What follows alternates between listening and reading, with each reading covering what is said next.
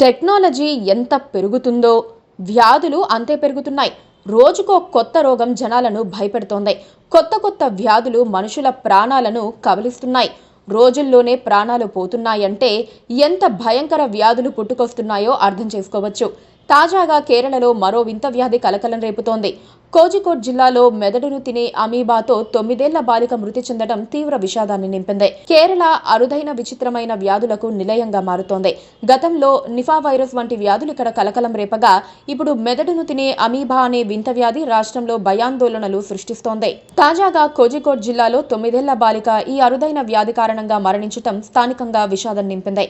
ఈ సంఘటన కేరళ ఆరోగ్య వ్యవస్థకు, ప్రజలకు ఒక కొత్త సవాలును విసురుతోంది. ఈ విషాదకర ఘటన కోజికోడ్ జిల్లాలోని తామరసెర్రి ప్రాంతంలో జరిగింది.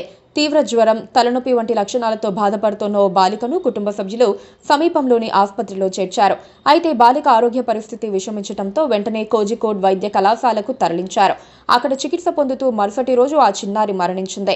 బాలిక మరణానికి కారణం తెలుసుకునేందుకు చేసిన మైక్రోబయాలజికల్ పరీక్షలలో ఆమె మెదడు వాపు వ్యాధితో బాధపడుతున్నట్లు నిర్ధారణ అయ్యింది.